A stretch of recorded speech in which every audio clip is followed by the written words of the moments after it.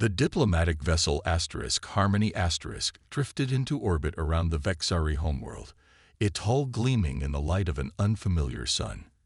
Captain Yoon stood on the bridge, his hands clasped behind his back as he gazed at the planet below. It was beautiful, swirling shades of amber and gold, with vast oceans that shimmered like polished obsidian. "They're hailing us again, Captain," said Lieutenant Kim, her fingers dancing across the communication console. Captain Yoon nodded. "Put them through."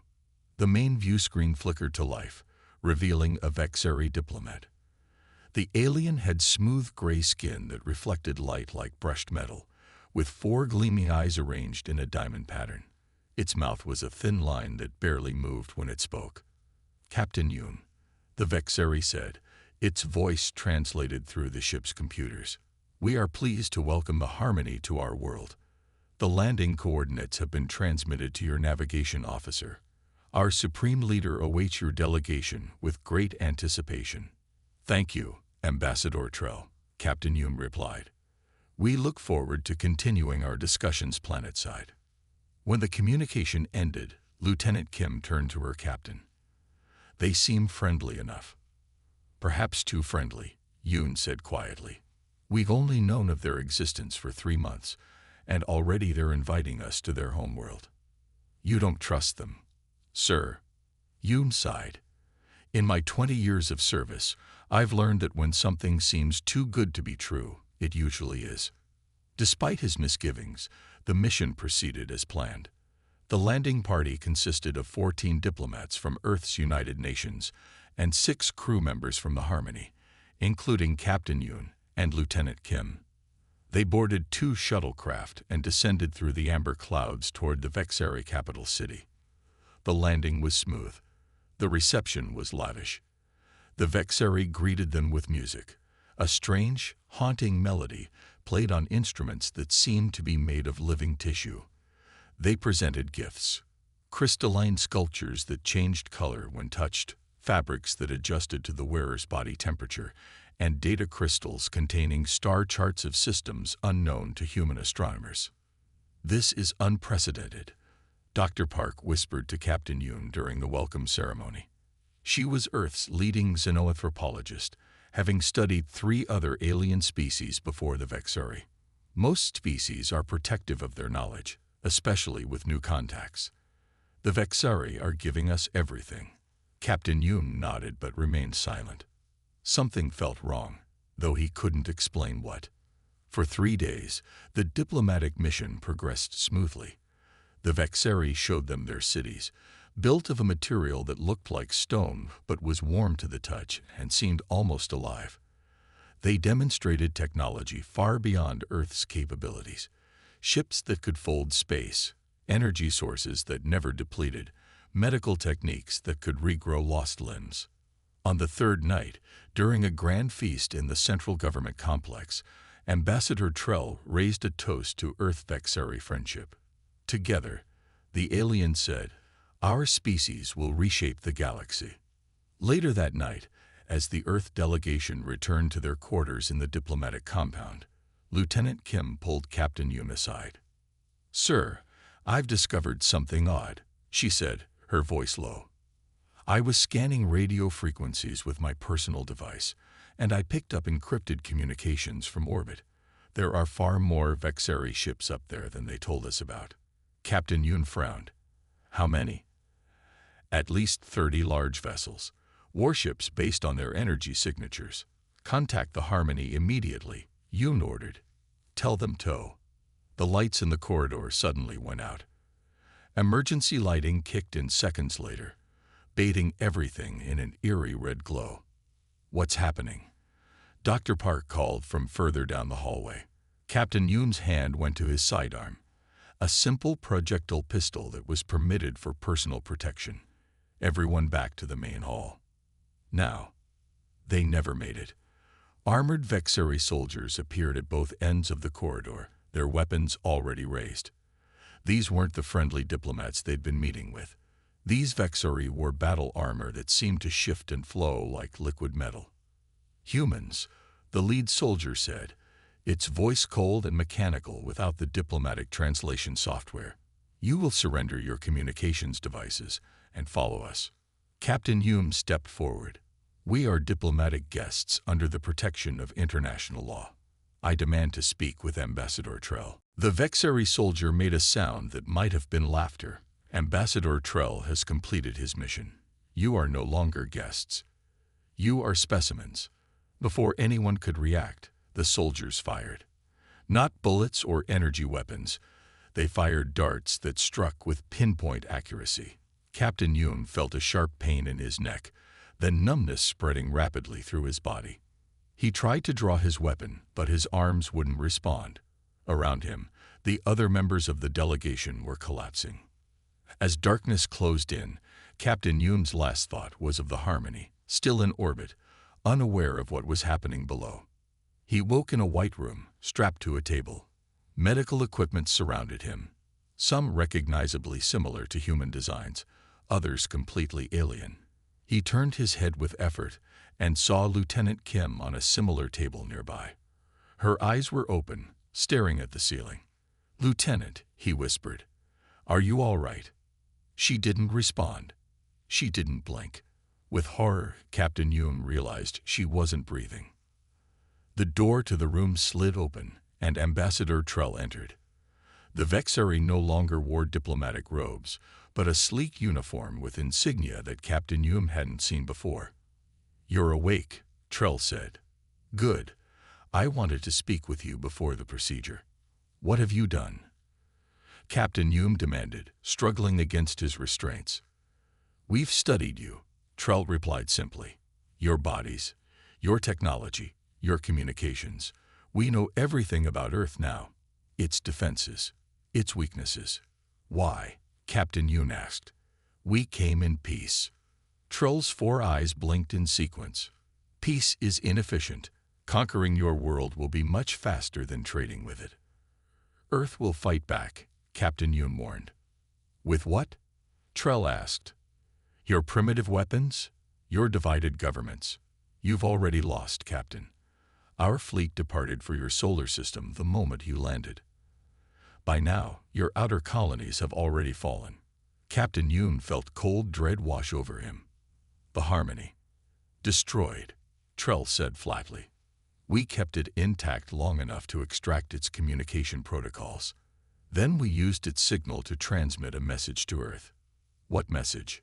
Trell's mouth formed what might have been a smile. "Humans are unworthy of the stars."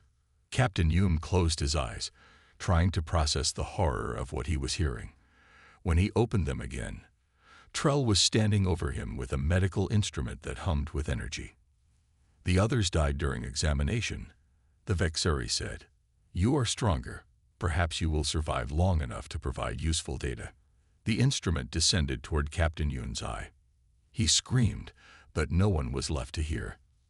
Light years away, Earth received the Vexari message just as the first alien ships appeared near Neptune. The settlement on Europa was the first to go silent. Then the Mars colonies.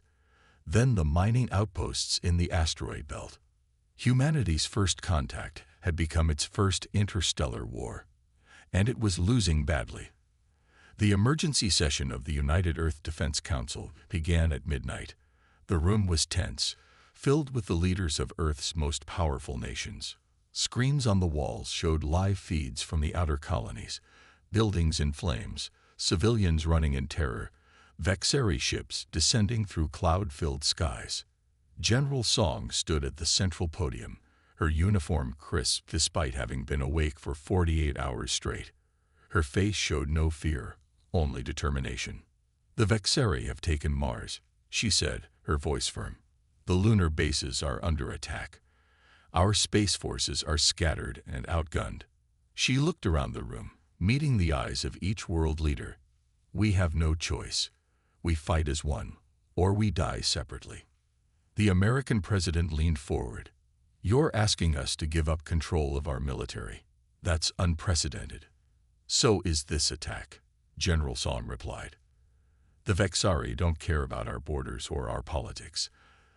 They see one planet, one species to conquer." The Russian premier nodded slowly. General Song is right. This is not the time for national pride. One by one, the leaders agreed. By dawn, the United Earth Defense Force was born. Admiral Park, who had commanded the Pacific Fleet with distinction for 7 years, was appointed Supreme Commander. Admiral Park was not a tall man, but he carried himself with quiet authority. He had a reputation for being calm under pressure and for thinking 3 steps ahead of his opponents. Both qualities would be needed now. His first order was to evacuate all remaining space colonies. His second was to establish a defensive line at Earth's orbit. His third was to gather every piece of Vexari technology that could be salvaged from destroyed ships. "We need to understand them to defeat them," he explained to his new command staff. "Right now, we're fighting blind." Dr. Lee led the research team assembled in an underground facility in New Zealand. She was young for such a responsibility. Only 34, but she had 3 doctorates and a reputation for solving impossible problems. The facility housed the remains of a Vexari scout ship that had crashed in the Pacific Ocean. The alien crew had died on impact, giving humans their first close look at Vexari biology and technology. "Their tech is organic," Dr. Lee explained to her team. "It grows rather than being built. That's why it looks so seamless." Day and night, they worked to understand the alien ship. Dr. Lee slept on a cot in her lab, often for only a few hours at a time. Outside, the war grew worse. The Vexari had established a blockade around Earth. Food supplies dwindled. Power grids failed as orbiting solar arrays were destroyed. In the second week, Dr. Lee made her first breakthrough. "The ship's hull is alive," she told her team during their morning briefing. "It responds to electrical stimulation like muscle tissue. But it's not just biological. There's nanotechnology embedded in the cells. The ship can heal itself." This discovery led to others. The team learned that Vexari weapons used focused gravity waves rather than lasers or projectiles. Their engines manipulated spacetime in ways that human physicists had only theorized about. Most important was the shield technology. Vexari shields stopped all conventional weapons, missiles, railguns, even nuclear devices. This was why Earth's defenses had proven so ineffective. In the third week, while testing the shield generator from the crashed ship, Dr. Lee noticed something odd. When she exposed it to a specific frequency of sound, the shield flickered briefly. She spent 24 hours straight refining this observation, testing different frequencies and amplitudes. Finally, exhausted but triumphant, she called Admiral Park directly. "Sir, I found something," she said when his face appeared on the screen. "The Vexari shields have a vulnerability. They react to a specific resonance frequency in the ultrasonic range. When exposed to this frequency, they become unstable. The effect is temporary, but during that instability, conventional weapons should penetrate." Admiral Park's expression remained neutral, but his eyes showed a spark of hope. "How temporary?" 3 to 5 seconds, Dr. Lee replied. "Not long, but if we coordinate our attacks, it could be enough." Admiral Park finished her thought. "How quickly can you develop a delivery system for this frequency?" Dr. Lee considered. "We could modify sonic emitters to project at the right frequency. 48 hours for a prototype, maybe a week for full production." "You have 36 hours, Admiral Park said. "The Vexari are preparing for a final assault on our orbital defenses." Dr. Lee nodded. "We'll be ready." True to her word, 34 hours later, Dr. Lee presented the first sonic disruptor to Admiral Park. The device was roughly the size of a small car, not elegant but functional. It could be mounted on existing fighter craft or defense platforms. "It's not much," she told Admiral Park as they stood in the testing chamber, "but it's a start." Admiral Park picked up the device, feeling its weight. "Sometimes a small advantage is all we need." He looked at Dr. Lee, noting the dark circles under her eyes. "You've done good work, Doctor. Now get some rest. The real fight begins tomorrow." Dr. Lee wanted to argue, to say she should be there for the field test, but exhaustion won out. She nodded and turned to leave. Dr. Lee, Admiral Park called after her. She paused at the door. "Thank you." The next day, Earth launched its first coordinated counterattack. Fighters equipped with the sonic disruptors approached the Vexari blockade. The plan was simple but required perfect timing. The disruptors would create a window of vulnerability, and conventional weapons would strike in that exact moment. At Admiral Park's command center, officers watched tensely as the attack unfolded. The fighters were small and fast, hard for the larger Vexari ships to target. They darted in close, activated their disruptors, and fired their weapons before breaking away. The first Vexari ship exploded in a burst of blue-green light. A cheer went up across the command center. Admiral Park remained focused on the tactical display. Continue the attack. Target their flagship. By day's end, 3 Vexari ships had been destroyed, and 4 more damaged. It wasn't a decisive victory, but it was something Earth hadn't had before. That night, for the first time since the war began, Admiral Park allowed himself a small smile as he reviewed the battle reports. Dr. Lee's discovery had worked exactly as promised. The Vexari shields had faltered under the sonic attack, allowing Earth's weapons to penetrate. The enemy had been surprised. That advantage wouldn't last, but it gave Earth time to build more disruptors and plan the next phase of defense. Admiral Park looked out the window of his command center at the night sky.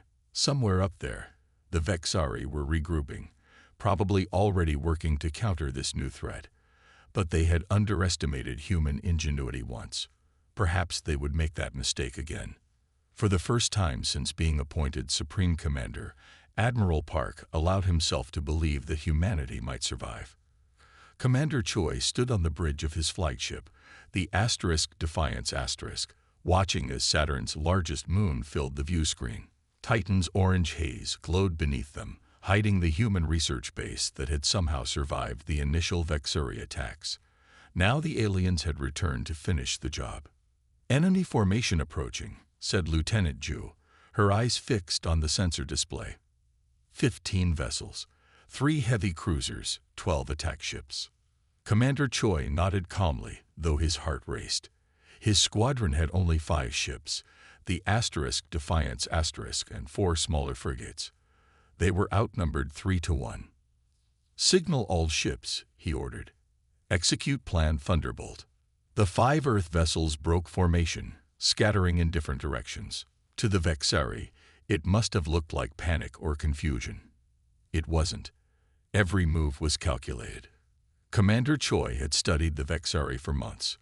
They fought in tight formations, relying on overlapping shield protection. They expected enemies to do the same. The scattered Earth ships didn't fit their battle doctrine. "They're dividing their forces to pursue," reported Lieutenant Ju. "Just as you predicted, sir." Commander Choi allowed himself a small smile. "Begin Phase 2. The Defiance banked sharply, diving toward Titan's thick atmosphere. 2 Vexari attack ships followed, exactly as planned. The Earth ship skimmed the upper atmosphere, using the moon's gravity to accelerate. The Vexari ships matched their course, gaining steadily. "They're in optimal range," said Weapons Officer Min. Disruptors charged and ready. Commander Choi watched the tactical display, counting silently. Timing was everything. Wait for it. Wait. Now. The Defiance fired its upgraded sonic disruptors, not at the pursuing Vexari ships, but at a point in space the aliens would reach in 3 seconds. The disruptors created an invisible field of resonant energy, tuned precisely to the frequency Dr. Lee had discovered.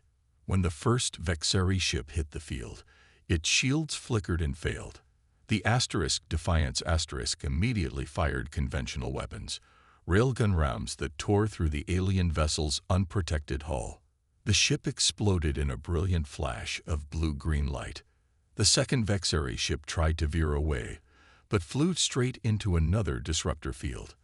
Its shields failed just as dramatically. The Defiance didn't even need to fire.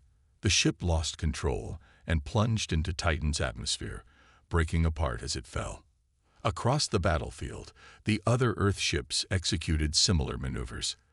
The frigates Courage Horizon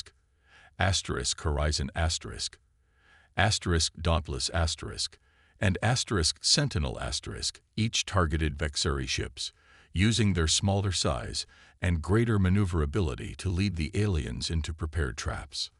On the Defiance's bridge, Tactical Officer Ba monitored the entire engagement. Her eyes widened as the sensor readings updated. "Sir, the Courage just destroyed a heavy cruiser," she reported, her voice tight with controlled excitement. The Horizon and Dauntless have eliminated 3 attack ships between them.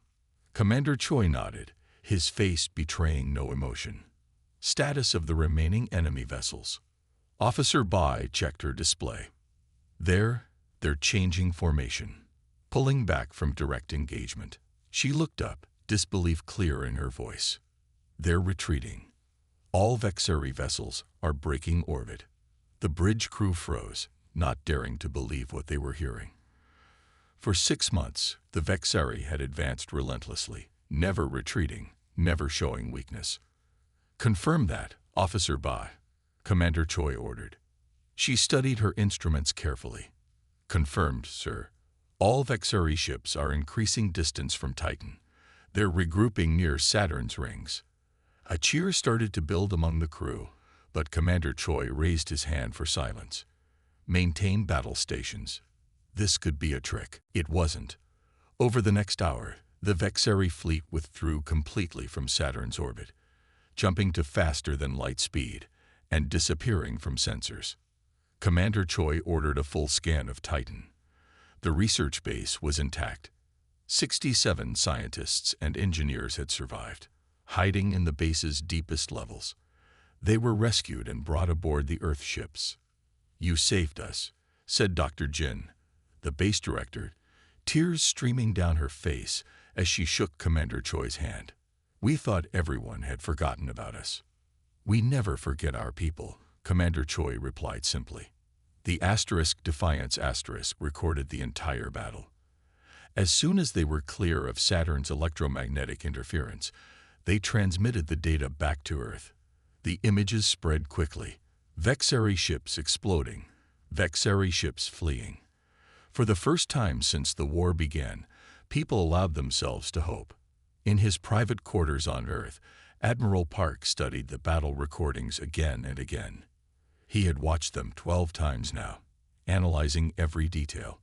His staff gathered around the display table, waiting for his assessment. "Look at this," Admiral Park said, freezing the image on a Vexari cruiser as its shields failed. "Look at how quickly they retreat after the shield failure. Their secondary defenses are minimal. They rely almost completely on their shields." He advanced to another clip, showing Vexari ships breaking formation. "And here, once we destroyed 3 ships, they abandoned their attack completely. That's not tactical repositioning. That's fear." Admiral Park looked up at his officers. "They're not just retreating," he told his staff. "They're scared." Colonel Seo, his chief strategist, looked skeptical. "With respect, sir, can we be sure they experience fear as we do?" "They're aliens. All living things fear death," Admiral Park replied. "The Vexari thought themselves invulnerable. Commander Choi proved them wrong. Now they know they can die. That changes everything." He stood up straight, energy in his movements that hadn't been there for months. "This is our turning point. The Vexari have lost their greatest advantage, their belief in their own invincibility." Admiral Park called an emergency meeting of the Earth Defense Council that evening. He presented Commander Choi's battle footage and explained his new strategy. The Vexari relied on fear, he told the assembled leaders. Fear of their superior technology. Fear of their unbreakable shields. We no longer fear them. Now they fear us. The Council approved his plan unanimously. Within days, Earth's factories were running at maximum capacity, producing sonic disruptors for every ship, space station, and ground installation. Back at Saturn, Commander Choi didn't rest. He trained his crews relentlessly, refining the tactics that had worked at Titan. They practiced in Saturn's rings, using the ice chunks as obstacles and targets. The Vexari will adapt, he told his officers during a briefing. They'll modify their shields, change their tactics. We need to be ready. They trained 16 hours a day. When they weren't training, they were repairing and upgrading their ships. 2 weeks after the Battle of Titan, sensors detected new Vexari signals. A larger fleet this time, 30 ships approaching Saturn. Commander Choi called his captains together. They're coming back, and they'll be ready for our disruptors. But they still don't understand how humans fight.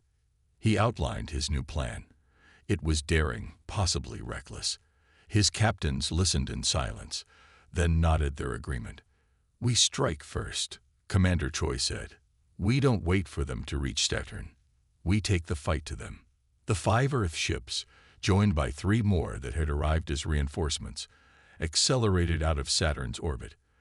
They formed a tight wedge formation and headed straight for the approaching Vexari fleet.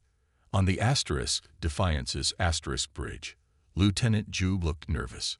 Sir, they outnumber us almost 4 to 1. Commander Choi smiled. Numbers aren't everything, Lieutenant. We have something they don't. What's that, sir?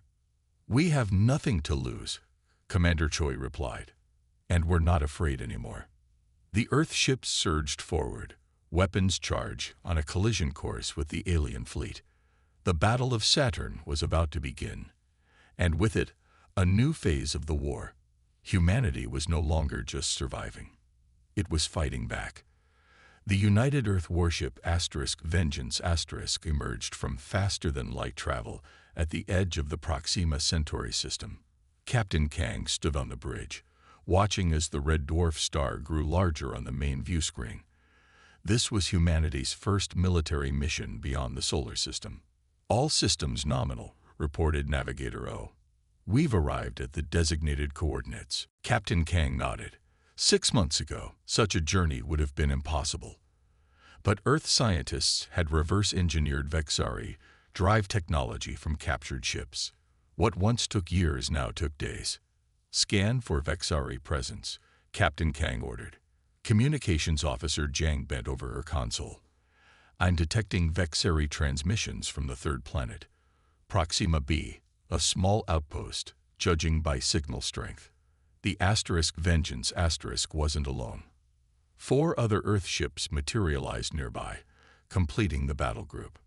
Their mission: destroy the Vexari outpost and gather intelligence on enemy movements. Battle group in formation, reported First Officer Moon. Ready to proceed on your order. Captain Kang studied the tactical display. The plan was simple: approach at maximum speed, overwhelm the outpost's defenses before they could call for help, and secure any intelligence materials. Begin approach, he ordered. Full tactical alert. The 5 Earth ships accelerated toward Proxima B. As they neared the planet, sensors revealed more details. The Vexari outpost was built on the night side, a cluster of domed structures surrounded by a shield perimeter. Something strange, Captain, said Science Officer Ryu. I'm reading non-Vexari life signs on the planet. Thousands of them, concentrated in settlements separate from the Vexari outpost. Captain Kang frowned. Indigenous population. Unknown. No data on sentient life in this system. This complicated matters. Earth Command had authorized the attack based on intelligence that Proxima B was an uninhabited Vexari supply base. A just plan, Captain Kang decided. We target only the Vexari structures. Precision strikes, no area effects. The Earth ships entered orbit around Proxima B. The Vexari detected them immediately. The alien outpost's shields activated, glowing with familiar blue-green energy. They're signaling for reinforcements, reported Officer Jang. Long-range communication burst. Begin the attack, Captain Kang ordered. Deploy sonic disruptors on my mark. The Earth ships positioned themselves around the outpost, each targeting a specific section. On Captain Kang's command, They fired their sonic disruptors simultaneously. The invisible wave of energy washed over the Vexari shields, creating the now familiar pattern of instability. "Shields compromised," reported Weapons Officer Sun, firing rail cannons. The 5 ships fired in perfect coordination. Hypervelocity projectiles tore through the momentarily vulnerable shields, striking key points in the outpost's structure. Secondary explosions blossomed in the darkness as power systems failed. "Direct hits on all targets," Officer Sun confirmed. "Vexari defensive systems offline." Captain Kang expected the aliens to fight to the last, as they had in previous engagements. Instead, a surrender signal flashed from the outpost. "They're giving up." Officer Jang sounded as surprised as everyone felt. "It could be a trap," First Officer Moon warned. "The Vexari don't surrender." Captain Kang made a quick decision. Maintain position. Deploy landing teams with maximum caution. I want that outpost secured. Marine teams descended to the planet's surface in armored shuttles. They surrounded the damaged outpost, weapons ready. The Vexari emerged with hands raised, a gesture they had clearly learned from observing humans. As the Marines secured the outpost, something unexpected happened. Signals came from the non-Vexari settlements. Not threatening signals, but attempts to communicate. "Captain, we're being hailed by the indigenous population," Officer Jang reported. "They're using a simple radio frequency. Basic mathematical sequences, prime numbers, geometric ratios. They're establishing their intelligent," Captain Kang realized. "Open a channel.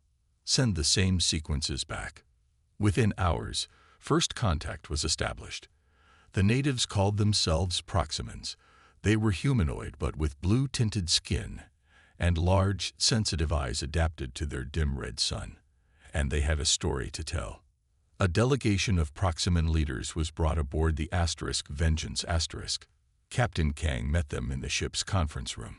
The translator software struggled with their language, but the message came through clearly enough. "The Vexari came to us 2 of your Earth years ago," said the Proximan representative, a tall female named Eri. "They offered friendship, technology, knowledge of the stars. We welcomed them." Her large eyes darkened with emotion. "Then they showed their true purpose. They took our resources, made us work in their mines. Those who resisted disappeared." Captain Kang listened intently. "They did the same to us," he replied. "They came as friends and stayed as conquerors." Eri nodded slowly. "You are the first to fight them and win. Others have tried." "Others?" Captain Kang leaned forward. "There are other species fighting the Vexari." "Yes. The Vexari Empire spans many stars. Many worlds suffer under their rule." This information changed everything.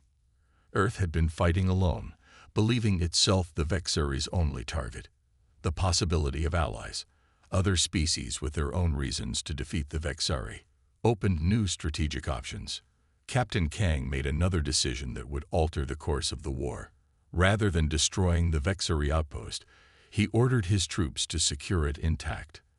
The Proximans would be given control of the facility once Earth scientists had extracted all useful intelligence. "This is the beginning of cooperation between our peoples," he told Eri. "Together, we stand a better chance against our common enemy." Word of the alliance spread quickly. As Earth forces struck other Vexari outposts, they discovered more subjugated species. The Dorians, silicon-based life forms from a high-gravity world. The Merid, aquatic beings whose ocean home had been polluted by Vexari mining. The Talassi, a species of brilliant mathematicians whose calculations had been forcibly used to improve Vexari navigation systems. A coalition formed: humans, Proximans, and 4 other species that had suffered under Vexari rule. Each brought unique knowledge, technology, and fighting styles to the alliance. Together, they liberated a dozen worlds in the span of 3 months. Fleet Admiral Zhou, who commanded the combined forces, established her headquarters on Proxima B. It was there that Intelligence Officer Han received his most dangerous assignment. Han was not a typical military officer. Before the war, He had been a corporate spy, skilled in adopting false identities and infiltrating secure facilities. His talents had found new purpose in the fight against the Vexari. "We need to know their long-term plans," Admiral Joe told him during the mission briefing. "Our attacks have disrupted their operations, but they're regrouping. Intelligence suggests they have a major facility in the Sirius system." Han nodded. "You want me to infiltrate it?" "Yes. We've captured enough of their technology to create a convincing disguise. Our xenobiologists believe you can pass as a Vexari with the right surgical modifications." The procedure was painful. Han's skin was treated with chemicals that gave it the metallic sheen of Vexari epidermis. His eyes were augmented with prosthetics to mimic their four-eyed configuration. A voice modulator was implanted in his throat. A captured Vexari transport provided his way in. The Alliance forces staged a false battle, allowing Han's ship to escape with damage that would explain his need to dock at the Sirius facility for repairs. The infiltration worked perfectly. The Sirius facility was enormous, a massive space station orbiting the bright blue-white star. Thousands of Vexari moved through its corridors. Han blended in, using the identity codes taken from a captured officer. For 2 weeks, he gathered information, downloading data when he could, memorizing what he couldn't. He discovered details of Vexari fleet movements, command structures, supply lines. Then he found something far worse. In a restricted section of the facility, Han accessed plans for a device the Vexari called the Star Killer. It was a super weapon designed to create an artificial gravitational singularity, a black hole, at the center of a star, causing it to collapse instantly. The plans included a test schedule. The first target, Sol, Earth's sun. Han knew he had to get this information back to Alliance Command immediately. But as he prepared to leave, alarms sounded throughout the facility. His cover was blown. With security forces closing in, Han made a desperate transmission, sending the Star Killer plans to a hidden Alliance relay beacon. He didn't expect to escape alive. He didn't need to. The information had to get through. When the transmission was complete, Han faced the approaching Vexari guards. He had one last surprise for them, a sonic disruptor, miniaturized and hidden in his artificial eye. As the guards fired, Han activated the device. Their weapons misfired, giving him a chance to fight his way to an escape pod. 3 days later, a badly damaged pod drifted into Alliance territory. Inside, barely alive, was Intelligence Officer Han. His information reached Admiral Joe, who immediately called an emergency council of all Alliance species. "The Vexari plan to destroy our sun," she told the assembled representatives. "We have 1 month before the weapon is deployed." The counteroffensive had been successful beyond all expectations, but now the Alliance faced its greatest challenge yet, stopping a weapon that could kill billions with the touch of a button. The combined Alliance fleet emerged from faster-than-light travel on the edge of the Vexari home system.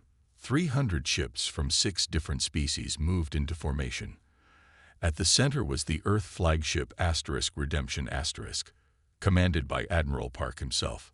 On the main bridge, Admiral Park stood with his hands clasped behind his back. The view screen showed the Vexari homeworld, a beautiful planet with swirling clouds of amber and gold over obsidian oceans. It was hard to believe that something so beautiful could be home to such cruelty. "All ships report ready, Admiral," said First Officer Nam. "Alliance forces await your command." Admiral Park nodded. "Open a channel to the Vexari High Command." Communications Officer Yun's fingers moved across her console. "Channel open, sir." Admiral Park stepped forward. "This is Admiral Park of the Earth Defense Force, speaking on behalf of the Alliance of Free Worlds. Our fleet has your planet surrounded. Your outposts have fallen. Your supply lines are cut. We offer you this one chance to surrender." The screen flickered, then showed the face of a Vexari. Unlike the soldiers and diplomats humans had encountered before, this one wore elaborate decorations on its metallic skin. Its 4 eyes gleamed with cold intelligence. I am Supreme Leader Vex, the alien said. We do not surrender to lesser beings. This war can end now, Admiral Park replied.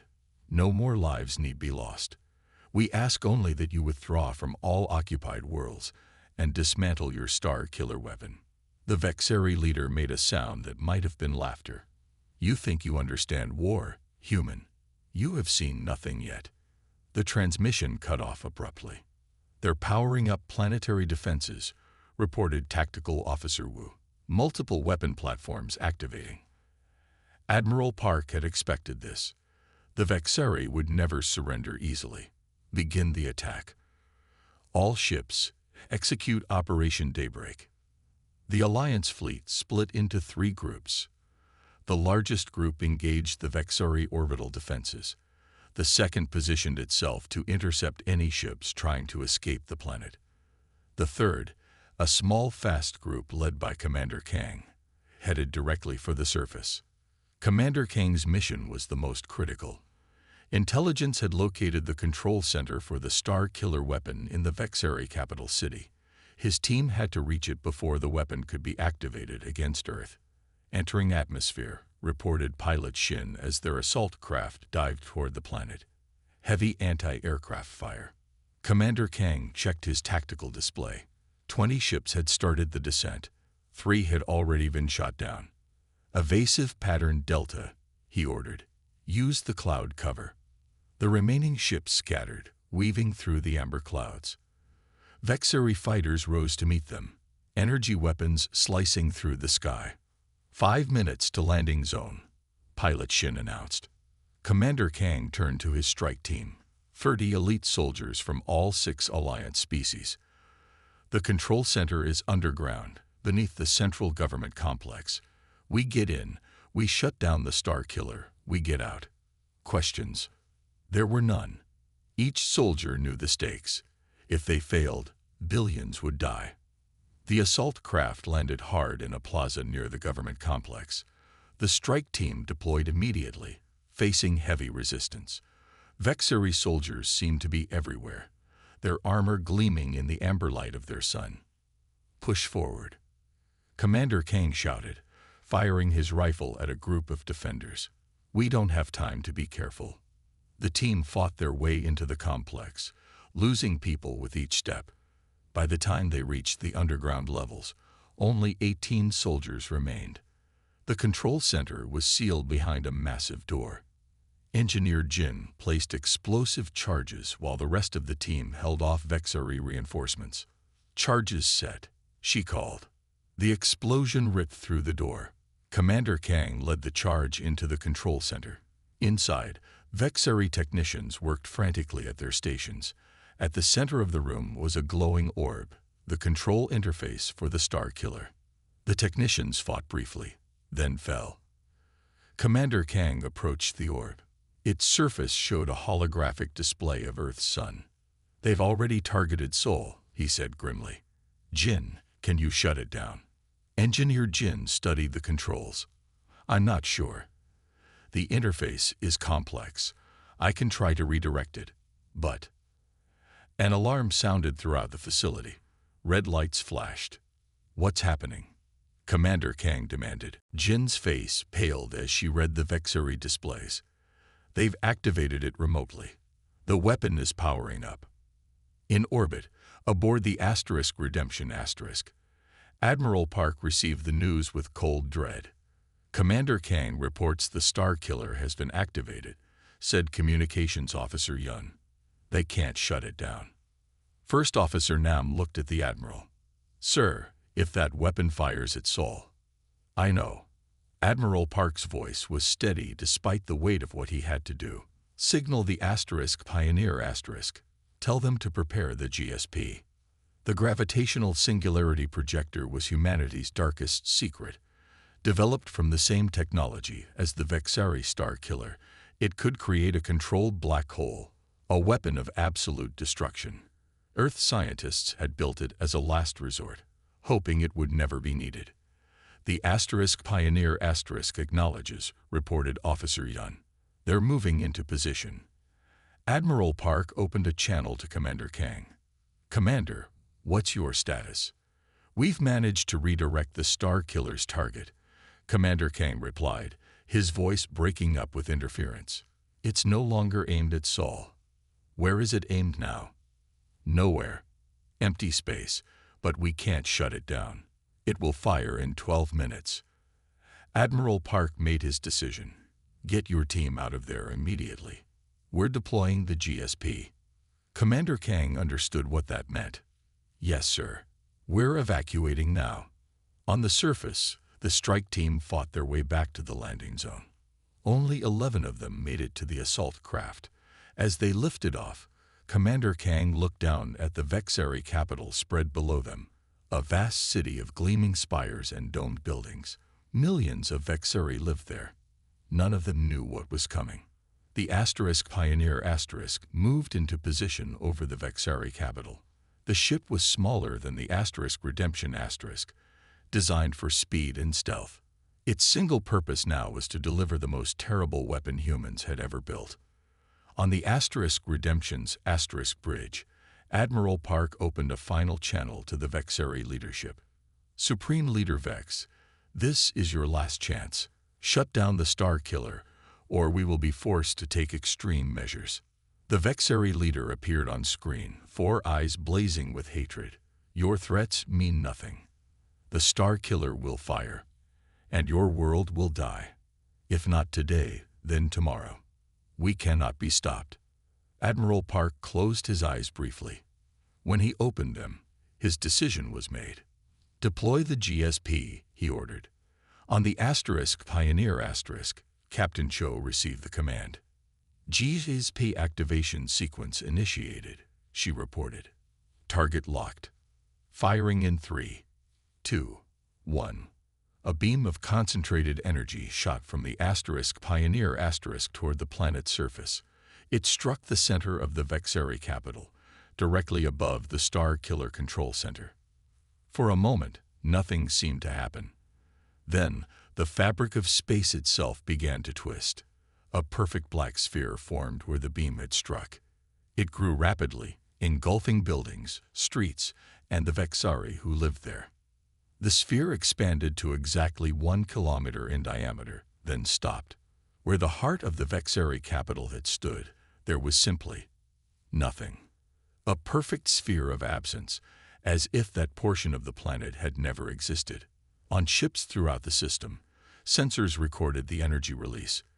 The Star Killer weapon, caught in the GSP's effect, imploded harmlessly. GSP effect stable, reported Captain Cho. Target area, removed from existence. On the Vexari homeworld, panic spread. Their greatest weapon was gone.